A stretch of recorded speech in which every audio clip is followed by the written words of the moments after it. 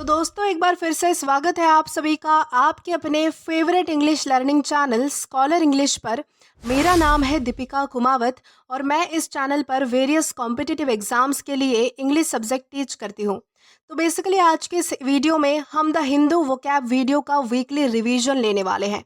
जो हमने सारे वर्ड्स पिछले हफ्ते में पढ़े थे वो आज एक इस वीडियो में हम कवर करने वाले हैं। तो दोस्तों वीडियो को बिल्कुल भी मिस मत करिएगा क्योंकि वीडियो काफ़ी इंपॉर्टेंट होने वाली है, एंड तक बने रहिएगा। तो चलिए आइए हमारी वीडियो की तरफ हम बढ़ते हैं और हमारे वर्ड्स हम डिस्कस कर लेते हैं। तो दोस्तों हमारा सबसे पहला वर्ड आता है एप्रोबेशन। दोस्तों एप्रोबेशन का मतलब होता है प्रशंसा यानी कि तारीफ करना। यानी कि जब आप किसी की तारीफ करते हो, किसी की सराहना करते हो, किसी की प्रशंसा करते हो, यानी कि उसे सपोर्ट करते हो, तो इन सभी कॉन्टेक्स्ट में हम जो है वो एप्रोबेशन का यूज़ करते हैं। यानी कि ध्यान रखिएगा कि आप जब किसी की तारीफ करते हो, किसी व्यक्ति की प्रशंसा करते हो, किसी व्यक्ति को प्रेज करते हो, किसी व्यक्ति को इंडोर्स करते हो, इंडोर्स का मतलब क्या होता है कि सपोर्ट करना। तो इन सभी कॉन्टेक्स्ट में हम जो है वो एप्रोबेशन का यूज़ करते हैं। और दोस्तों ये हमारे पास पार्ट्स ऑफ स्पीच में नाउन है। देन इसी के साथ आगे बढ़ेंगे। तो इसके बाद हमारा अगला वर्ड आता है एस्पिरिटी।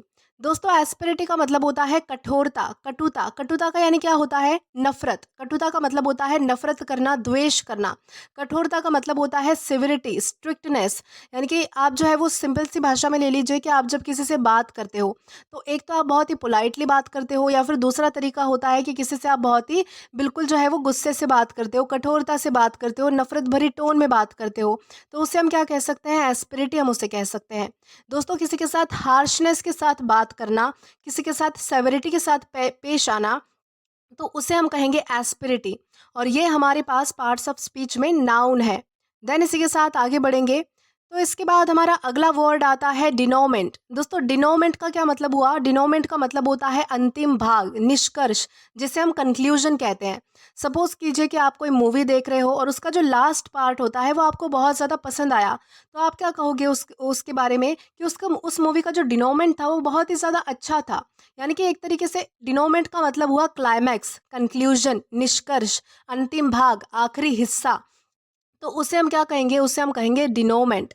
और दोस्तों ये भी हमारे पास पार्ट्स ऑफ स्पीच में नाउन है। देन इसके बाद हमारा अगला वर्ड आता है फिशर। दोस्तों फिशर का मतलब होता है दरार या फिर चीर। यानी कि जब कोई एक चीज़ जो है वो दो हिस्सों में, यानी कि उसके बीच में दरार आ जाती है, जब वो दो हिस्सों में बट जाती है तब हम उसे क्या कहेंगे? इस दरार को हम क्या कहेंगे? उस स्प्लिट को हम क्या कहेंगे? उस क्रैक को हम क्या कहेंगे? उस क्रैक को हम कहेंगे फिशर। यानी कि जब किसी भी चीज़ में दरार आ जाती है, क्रैक आ जाती है, बेसिकली आपने देखा होगा अपने घर में भी दीवारों में क्रैक होती है, या फिर सूखा पड़ने से ज़मीनों में क्रैक पड़ जाता है, तो उस क्रैक को क्या कहेंगे? हम फीचर हम उसे कहेंगे। और ये हमारे पास पार्ट्स ऑफ स्पीच में नाउन है। दोस्तों इसके बाद हमारा अगला वर्ड आता है फ्लेयर। दोस्तों फ्लेयर का मतलब होता है प्रतिभा, झुकाव, अद्भुत शैली या फिर स्टाइल, जिसे हम कह सकते हैं। यानी कि फ्लेयर का क्या मतलब हुआ कि एक तरीके से आप टैलेंट भी कह सकते हो इसे। यानी कि जब कि कोई व्यक्ति में कोई टैलेंट होता है स्पेसिफिकली किसी व्यक्ति में, तो उसे हम क्या कहेंगे? फ्लेयर कहेंगे। या फिर किसी व्यक्ति का जो है वो किसी पर्टिकुलर चीज़ की तरफ बहुत ज़्यादा झुकाव होता है, यानी कि लगाव होता है, वो उस काम को करना पसंद करता है, तो उसके लिए भी हम फ्लेयर का यूज़ करते हैं। या फिर किसी व्यक्ति के कोई काम करने का पर्टिकुलर स्टाइल, यानी कि हर किसी का अलग अलग स्टाइल होता है। अगर कोई सपोज कोई व्यक्ति जो है वो पेंटिंग के लिए फेमस है, यानी कि उसमें जो है वो पेंटिंग का टैलेंट है, और अगर वो कोई स्पेसिफिक स्टाइल में पेंटिंग करता है, यानी कि आप मान लीजिए कि कोई व्यक्ति है जो है ना अपने हाथों को छोड़कर पैरों से पेंटिंग करता है, यानी कि ऐसे भी बहुत सारे कलाकार हैं जो अपने यानी कि अलग अलग टैलेंट्स को शो करते हैं, तो वो क्या हुआ? उसके लिए एक स्टाइल हो गया, यानी कि वो बाकियों से कुछ अलग कर रहा है, यानी कि वो एक तरह की उसकी अद्भुत शैली हो गई, एक अद्भुत प्रतिभा हो गई। तो उस चीज़ को हम टैलेंट को क्या कहेंगे? हम उसके फ्लेयर कहेंगे हम उसे। और दोस्तों ये भी हमारे पास पार्ट्स ऑफ स्पीच में नाउन है। देन इसके बाद हमारा अगला वर्ड आता है इंसोसिएंट। दोस्तों इंसोसिएंट का मतलब होता है बेपरवाह, लापरवाह, निश्चिंत, यानी कि जिसको कोई फिक्र नहीं होती है, जो बिल्कुल बेफिक्र होता है, केयर फ्री होता है। यानी कि आप कितनी भी बड़ी सिचुएशन हो जाए, कुछ भी हो जाए, वो बिल्कुल जो है वो एज इट इज़ अपनी कंडीशन में रहेगा, बेपरवाह रहेगा, लापरवाह रहेगा, निश्चिंत रहेगा, बिना चिंता के, बिना परेशानी के, बिना कोई स्ट्रेस के, जिसे कोई फ़र्क ही नहीं पड़ता है बेसिकली, तो उसे हम क्या कहेंगे? इंसोसिएंट हम उसे कहेंगे। और ये हमारे पास पार्ट्स ऑफ स्पीच में एग्जेक्टिव है, यानी कि विशेषण है। देन इसके बाद हमारा अगला वर्ड आता है एमलगमेशन। दोस्तों एमलगमेशन का मतलब होता है मिश्रण यानी कि मिक्सचर, यानी कि जब दो या दो से ज़्यादा चीज़ें मिलकर एक नई चीज़ बन जाती है या फिर जब दो या दो से ज़्यादा चीज़ें एक साथ आती है मिलती है तो उसे हम क्या कहेंगे, एमलगमेशन कहेंगे।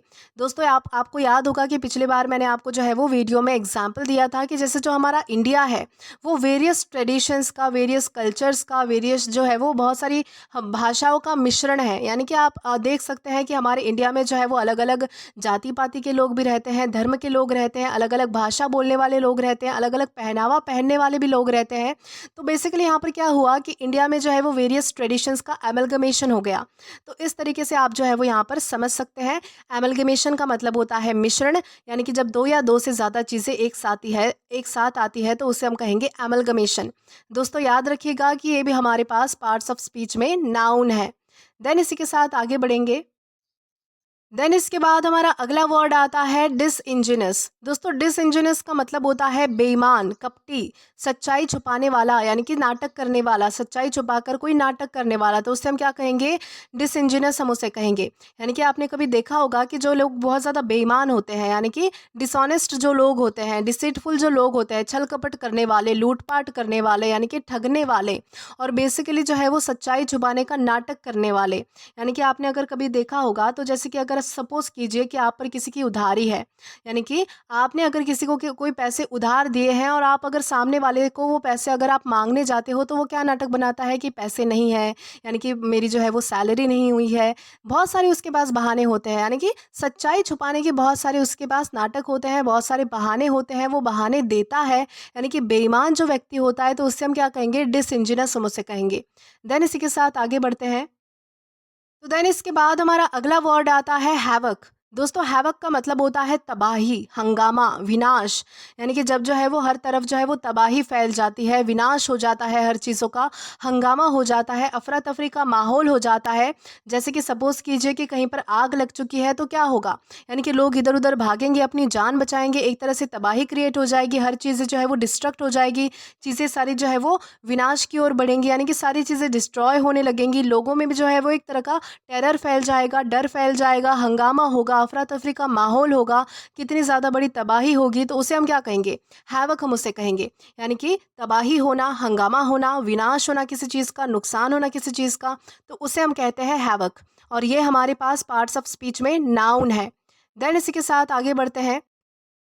दोस्तों इसके बाद हमारा अगला जो वर्ड आता है उसका नाम है डिम्योर। दोस्तों डिम्योर का मतलब होता है शांत, सभ्य, विनम्र स्वभाव वाली।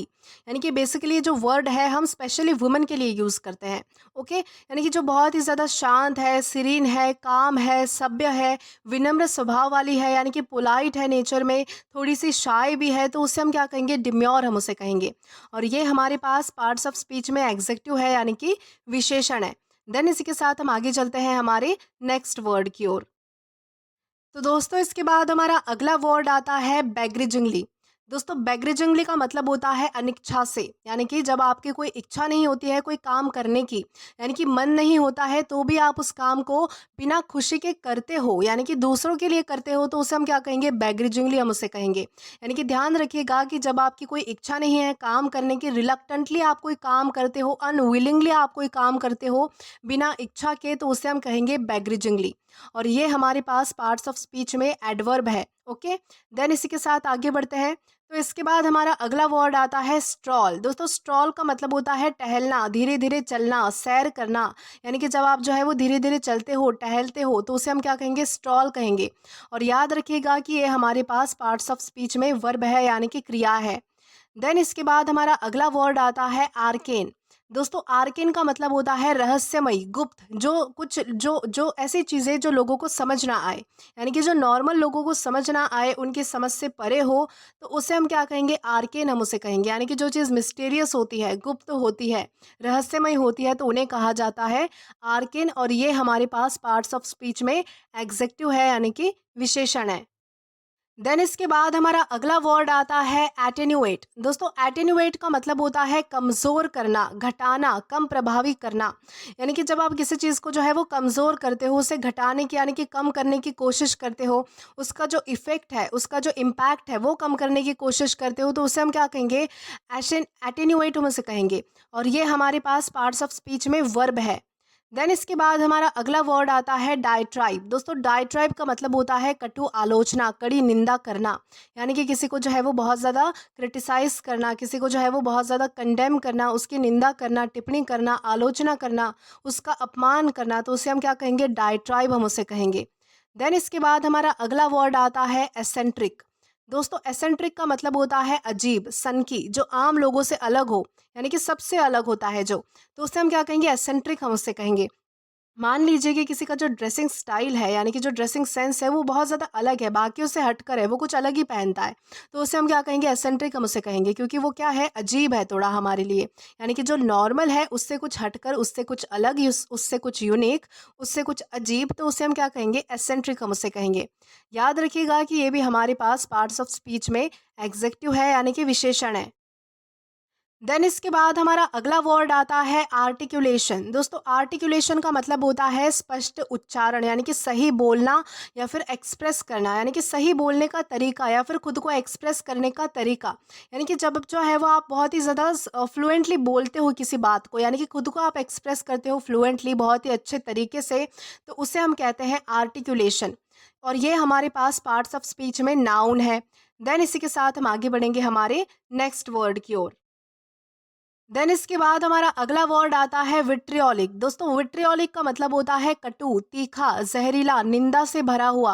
यानी कि जब आप किसी से बात करते हो तो बिल्कुल तीखे स्वर में बात करते हो, बिल्कुल नफरत भरी टोन में बात करते हो किसी से, या फिर बहुत ही ज़्यादा जो है वो अपमानास्पद बात करते हो, तो उसमें हम क्या कहेंगे? उसे हम क्या कहेंगे? उसे हम कहेंगे विट्रियोलिक। यानी कि किसी से जो है वो बुरी तरह से बात करना, किसी से जो है वो बिल्कुल कटु तरीके से, यानी कि नफरत भरी तरीके से, या फिर तीखी जुबान से, यानी कि बहुत ही ज़्यादा जो है वो बुरे व्यवहार से बात करना, तो उसे हम कहेंगे विट्रियोलिक। और ये हमारे पास पार्ट्स ऑफ स्पीच में एडजेक्टिव है, यानी कि विशेषण है। देन इसके बाद हमारा अगला वर्ड आता है एंट्रीट। दोस्तों एंट्रीट का मतलब होता है विनती करना, प्रार्थना करना, गिड़गिड़ाकर कुछ मांगना।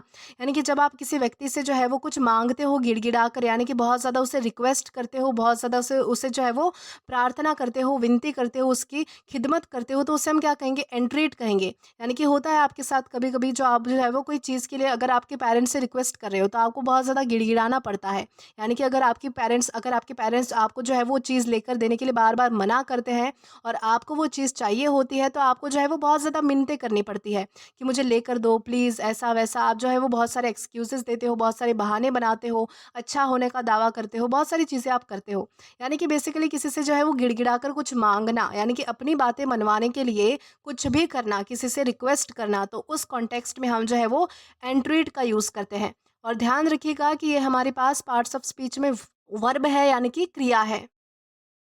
देन इसके बाद हमारा वर्ड आता है शेड्यूलस। दोस्तों शेड्यूलस का मतलब होता है परिश्रमी, मेहनती, यानी कि लगनशील। यानी कि जो बहुत ज़्यादा मेहनत करता है, बहुत ज़्यादा परिश्रम करता है, जिसमें बहुत ज़्यादा लगन होती है, कोई काम करने का जुनून होता है, तो उसे हम क्या कहेंगे? शेड्यूलस कहेंगे। यानी कि मेहनती व्यक्ति को हम कहते हैं शेड्यूलस। और ये हमारे पास पार्ट्स ऑफ स्पीच में एग्जेक्टिव है, यानी कि विशेषण है। देन इसके बाद हमारा अगला वर्ड आता है सोलैस। दोस्तों सोलैस का मतलब होता है दिलासा देना, हिम्मत बांधना।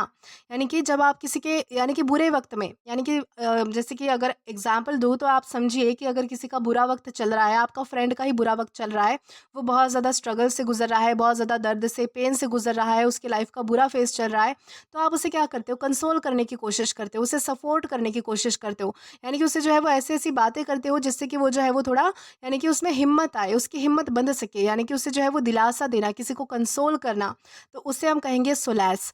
और ये भी हमारे पास पार्ट्स ऑफ स्पीच में वर्ब है, यानी कि क्रिया है। देन इसके बाद हमारा अगला वर्ड आता है रेवरी। दोस्तों रेवरी का मतलब होता है ख्यालों में खो जाना, सपनों में खो जाना। यानी कि जब आप जो है वो ख्याली पुलाव पकाते हो, यानी कि दिन में सपने देखते हो, यानी कि होता है ना जब आप डे ड्रीम करते हो, यानी कि सपनों में खो जाते हो, बेसिकली फैंटेसी में खो जाते हो, यानी कि जो चीज़ सच तो नहीं है लेकिन आपके दिमाग में चलती रहती है, तो उसे हम क्या कहेंगे? रेवरी हम उसे कहेंगे। और ये हमारे पास पार्ट्स ऑफ स्पीच में वर्ब है, यानी कि क्रिया है। देन इसके बाद हमारा अगला वर्ड आता है एडिफाई। दोस्तों एडिफाई का मतलब होता है शिक्षा देना, ज्ञान देना, विकास करना, सुधारना। यानी कि बेसिकली जो है वो एडिफाई का क्या मतलब हुआ कि एडिफाई को हम जो है वो अलग अलग कॉन्टेक्स्ट में यूज़ कर सकते हैं।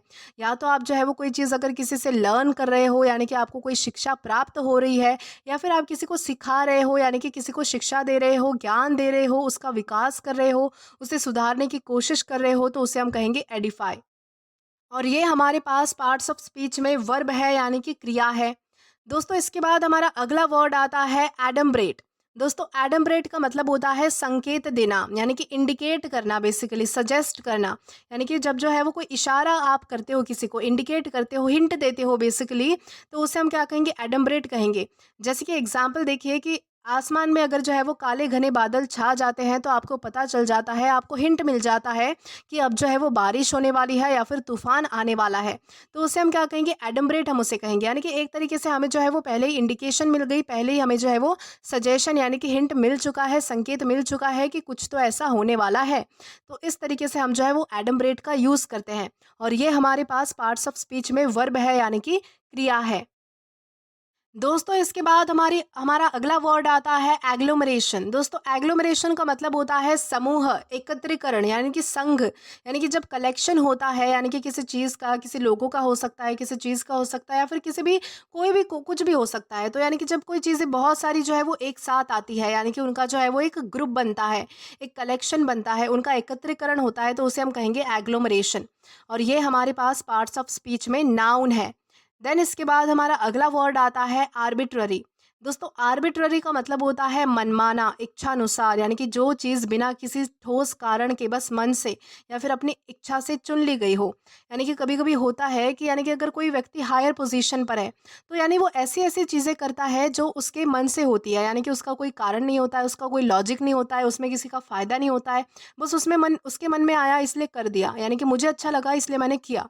तो इस तरीके से हम क्या कहेंगे, आर्बिट्ररी इसका यूज़ करते हैं हम, यानी कि मनमानी करना, बेसिकली इच्छा अनुसार कोई भी काम करना। यानी कि जब दूसरों का कोई हित नहीं होता है, उसमें कोई यानी कि उसका बेनिफिट नहीं होता है दूसरों के लिए, बस मुझे अच्छा लग रहा है इसलिए मैं कर रहा हूँ, तो ऐसी चीज़ को हम कहते हैं आर्बिट्ररी। और ये हमारे पास पार्ट्स ऑफ स्पीच में एग्जेक्टिव है, यानी कि विशेषण है।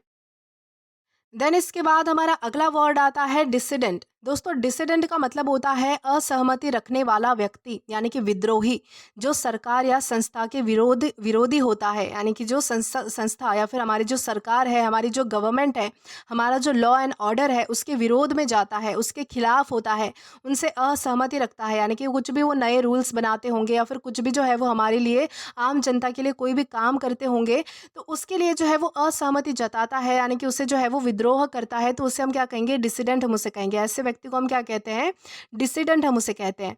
और ये हमारे पास पार्ट्स ऑफ स्पीच में नाउन है। देन इसके बाद हमारा अगला वर्ड था ऑप्यूलेंट। दोस्तों ऑप्यूलेंट का मतलब होता है भव्य, धनी, शानदार, अमीर। यानी कि हम जो है वो इन तीनों चारों कॉन्टेक्स्ट में जो है वो ऑप्यूलेंट का यूज़ कर सकते हैं। यानी कि अगर आपको कोई चीज़ ऐसी दिखानी है जो बहुत ज़्यादा बड़ी है, बहुत ज़्यादा मैसिव है, बहुत ज़्यादा शानदार है, आलीशान है, तो इसके लिए हम क्या यूज़ करेंगे, ऑप्यूलेंट यूज़ करेंगे। और अगर कोई व्यक्ति बहुत ज़्यादा अमीर है, बहुत ज़्यादा वेल्दी है, उसके पास बहुत ज़्यादा पैसा है, तो उसके लिए भी हम जो है वो ऑप्यूलेंट यूज़ कर सकते हैं। यानी कि अगर आपको कोई चीज़ बड़ी दिखानी है, शानदार दिखानी है, लग्जूरियस दिखानी है, लैविश दिखानी है, तो उसके लिए भी आप जो है वो ऑप्यूलेंट यूज़ करते हो। या फिर अगर आपको किसी व्यक्ति को या फिर किसी चीज़ को बहुत ज़्यादा रिच दिखाना है, बहुत ज़्यादा अमीर दिखाना है, बहुत ज़्यादा शानदार दिखाना है, धनी दिखाना है, वेल्दी दिखाना है, तब भी आप ऑप्यूलेंट का यूज़ कर सकते हो। दोस्तों ये हमारे पास पार्ट्स ऑफ स्पीच में एग्जेक्टिव है, यानी कि विशेषण है। देन इसके बाद हमारा अगला वर्ड आता है मॉलिफाई। दोस्तों मॉलिफाई का मतलब होता है शांत करना, नाराज़गी कम करना। यानी कि जब आप किसी व्यक्ति को मनाते हो, शांत करने की कोशिश करते हो, या तो आप देख लीजिए कि जैसे कि अगर आपको मैं एग्जांपल दूं, तो कोई व्यक्ति अगर आपसे नाराज़ होकर बैठा है, आपसे गुस्से से नाराज़ होकर बैठा है, यानी कि वो आपसे गुस्सा भी है प्लस नाराज़ भी है, तो आप उसे क्या करोगे, उसे शांत करने की कोशिश करोगे। उसका गुस्सा तो आप शांत करोगे और उसकी नाराज़गी को आप कम करोगे। तो दोनों कॉन्टेक्स्ट में हमने क्या किया कि मॉलिफाई का यूज़ किया। यानी यानी कि अगर आपको किसी की नाराज़गी दूर करनी है तो भी आप मॉडिफ़ाई का यूज़ कर सकते हो, और अगर आपको किसी को शांत करना है तब भी आप मॉडिफ़ाई का यूज़ कर सकते हो। जैसे कि हमने जो है वो पिछले बार हमने वीडियो में जो है वो एग्ज़ाम्पल देखा था कि एक माँ ने अपने बच्चे को मॉडिफ़ाई करने की कोशिश की, यानी कि the mother try to modify her crying baby, यानी कि रोते हुए बच्चे को माँ ने क्या किया कि शांत करने की, यानी कि उसे मनाने की कोशिश की। तो इस तरह से हम जो है वो मॉडिफ़ाई का यूज़ करते हैं। दोस्तों याद रखिएगा कि ये हमारे पास पार्ट्स ऑफ स्पीच में वर्ब है, यानी कि क्रिया है। देन हमारा अगला वर्ड आता है फैब्युलिस्ट। दोस्तों फैब्युलिस्ट का मतलब होता है कथावाचक, जो कहानी या कल्पना बनाकर सुनाता है। बेसिकली जो स्टोरी टेलर होता है, मिथ मेकर जिसे हम कह सकते हैं, तो उसे हम क्या कहेंगे, फैब्युलिस्ट हम उसे कहेंगे।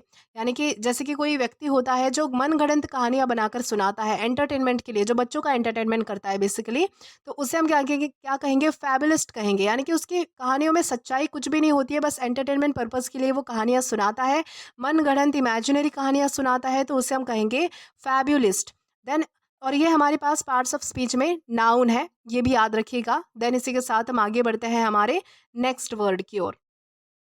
देन इसके बाद हमारा अगला वर्ड है पैरागॉन। दोस्तों पैरागॉन का मतलब होता है श्रेष्ठ उदाहरण, यानी कि आदर्श, यानी कि आइडल, एपिटोमी जिसे हम कह सकते हैं। यानी कि जब आप किसी चीज़ को एक उदाहरण के तौर पर देखते हो, किसी व्यक्ति को देखते हो, किसी चीज़ को देख सकते हो, कोई भी हो, कुछ भी हो सकता है। यानी कि जब आप उसे जो है वो एक श्रेष्ठ, यानी कि आइडियल के रूप में मानते हो, तो उसे हम क्या कहेंगे, पैरागॉन कहेंगे। जैसे कि अगर मैं एग्जाम्पल दूँ, जैसे कि व्हाइट कलर होता है, जो व्हाइट कलर होता है, हम उसे किसका प्रतीक मानते हैं, तो हम उसे जो है वो शांति का प्रतीक मानते हैं, है ना।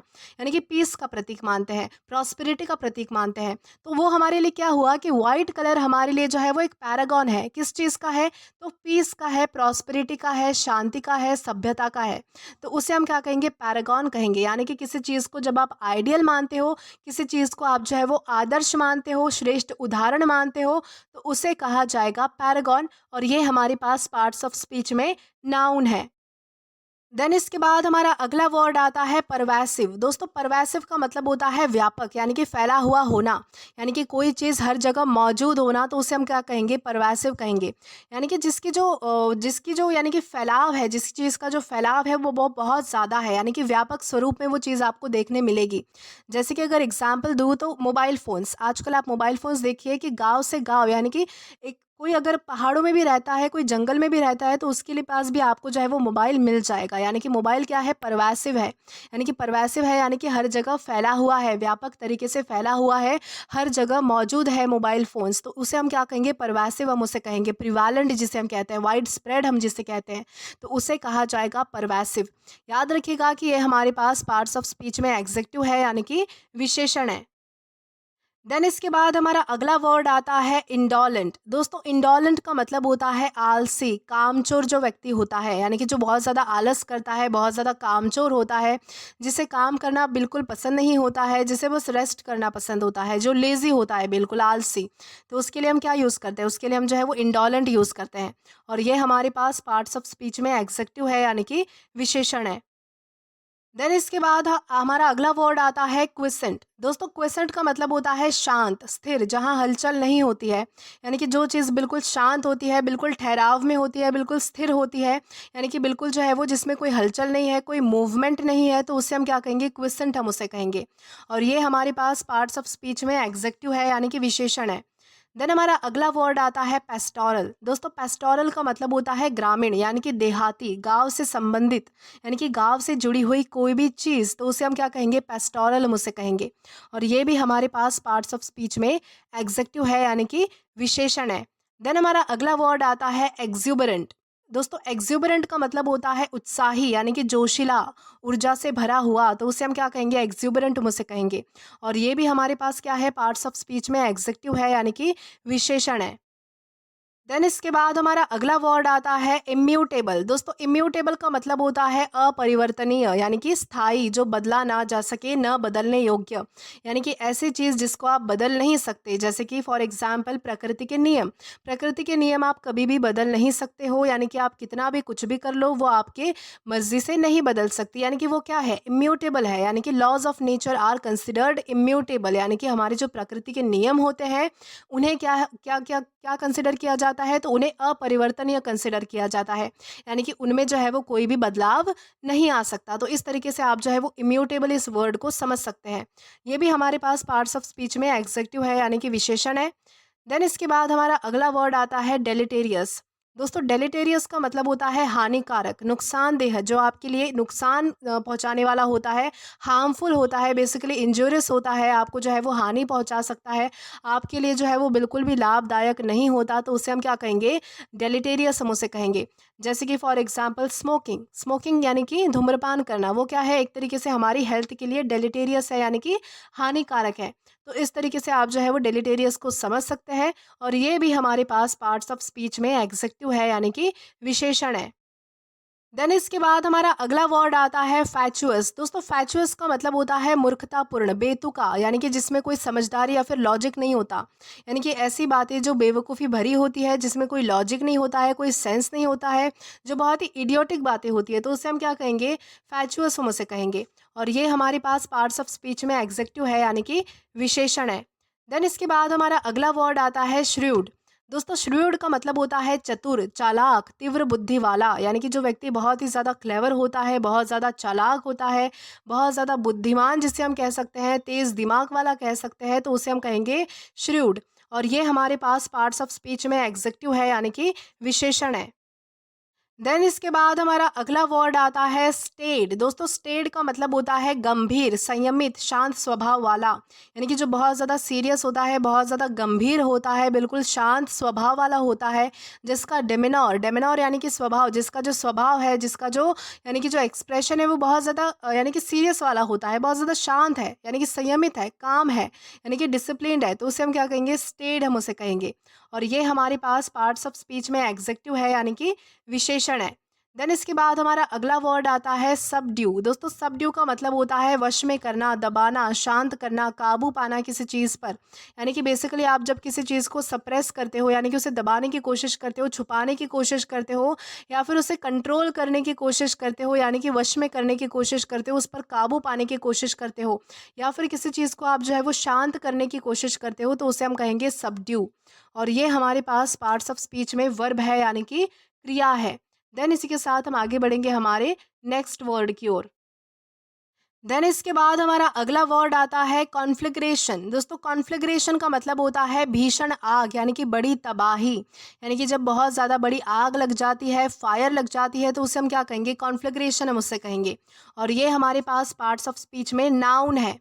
देन इसके बाद हमारा अगला वर्ड आता है वॉल्यूबल। दोस्तों वॉल्यूबल का मतलब होता है बातूनी, प्रवाही, वक्ता, धारा प्रवाह बोलने वाला, यानी कि ऐसा व्यक्ति जिसे बोलना बहुत ज़्यादा पसंद होता है, और उसे बोलना किस तरीके से पसंद होता है, तो अपने आप को रिप्रेजेंट करना बहुत ज़्यादा पसंद होता है, और वो अपने आप को रिप्रेजेंट भी इस तरीके से करता है कि बहुत ही ज़्यादा जो है वो फ्लुएंटली, बहुत ही कंटिन्यूअसली, यानी कि वो बिना रुके, निरर्थक, यानी कि जो है वो निरर्थक, सॉरी, यानी कि बिना रुके जो है वो बार बार जो है वो निरंतर बोलता रहता है, तो उसे हम क्या कहेंगे, वॉल्यूबल हम उसे कहेंगे, यानी कि प्रवाह के साथ बोलना, एक फ्लो में बोलना, बिना कहीं रुके, बिना कहीं अटके, तो उसे हम कहते हैं वॉल्यूबल। और ये हमारे पास पार्ट्स ऑफ स्पीच में एग्जेक्टिव है, यानी कि विशेषण है। देन इसके बाद हमारा अगला वर्ड आता है हैपलेस। दोस्तों हैपलेस का मतलब होता है दुर्भाग्यशाली, अभागा, बदकिस्मत, जिसे हम अनलकी कहते हैं, यानी कि जिसकी किस्मत अच्छी नहीं होती है, जिसका नसीब अच्छा नहीं होता है, जिसका नसीब उसका साथ नहीं देता है, ऐसा हम कहते हैं ना बहुत बार, तो उसे हम क्या कहेंगे, हैपलेस कहेंगे। ऐसे व्यक्ति को हम जो है वो हैपलेस कहते हैं, जिसकी किस्मत अच्छी नहीं होती है, तो जो दुर्भाग्यशाली होता है, जो अभागा होता है, जो बदकिस्मत होता है। ये हमारे पास पार्ट्स ऑफ स्पीच में एग्जेक्टिव है, यानी कि विशेषण है। दोस्तों इसके बाद हमारा अगला वर्ड आता है पैलिएटिव।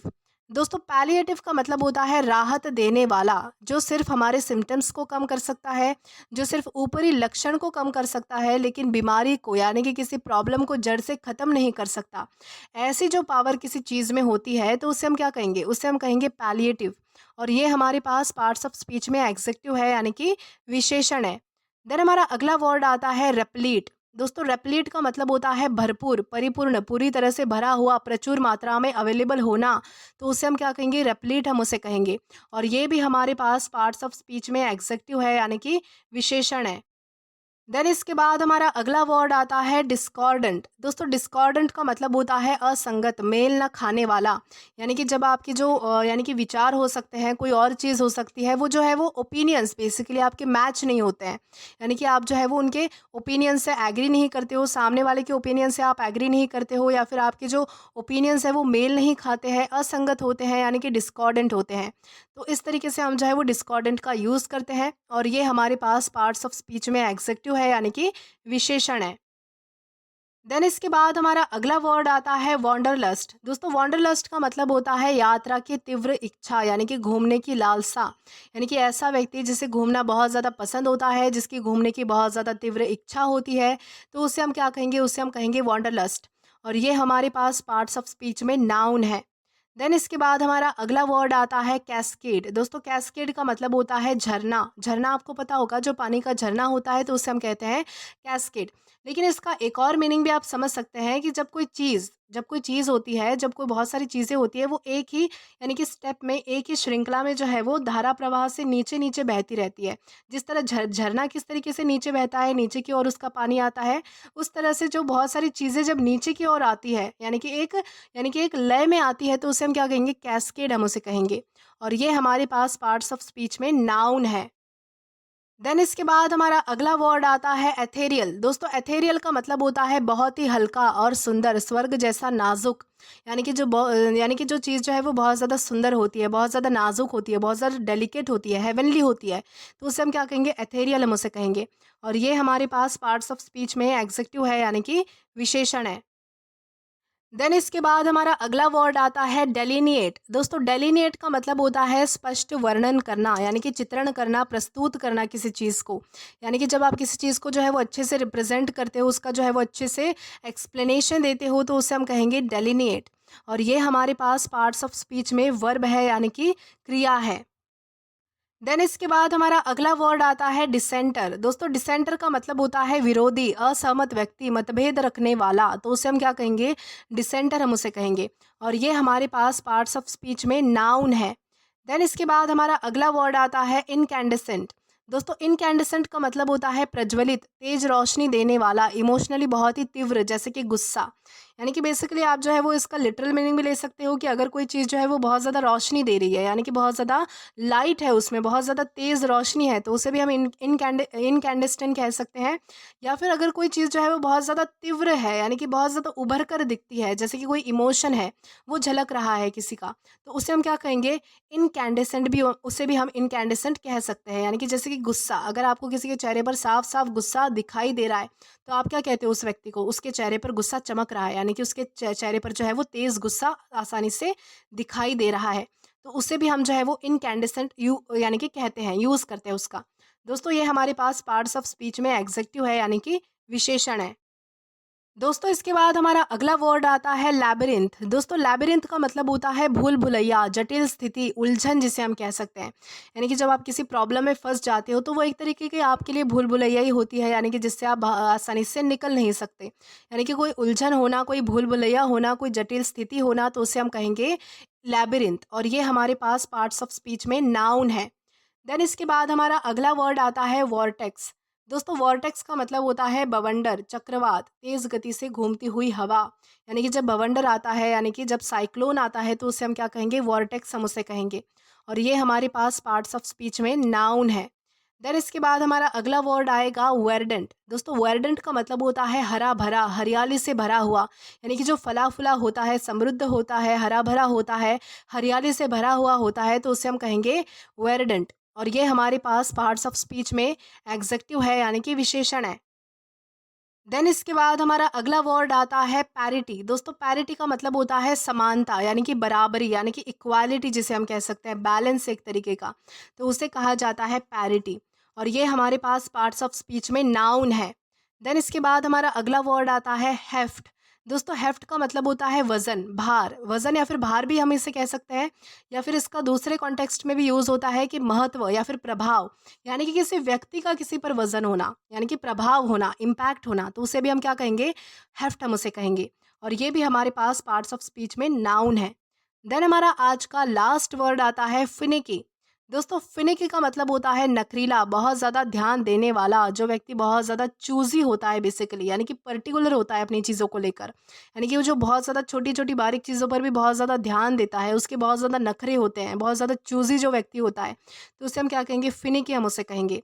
तो दोस्तों इसी के साथ हमारे जो सारे वर्ड्स हैं जो हमने पिछले वीक में, पिछले हफ्ते में जो है वो हमने अलग-अलग वोकैब सेशंस में लिए थे, वो आज हमने एक साथ इस एक वीडियो में कवर कर लिए हैं। तो आई होप आपको आज का ये वीडियो अच्छे से समझ आया हो और पसंद भी आया हो।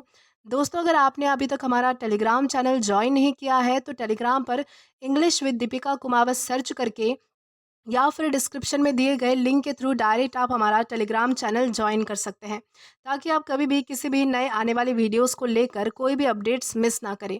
और दोस्तों अगर आपको आज का ये वीडियो पसंद आया है या फिर हेल्पफुल लगा है तो do like this video, subscribe the channel and share as much as you can.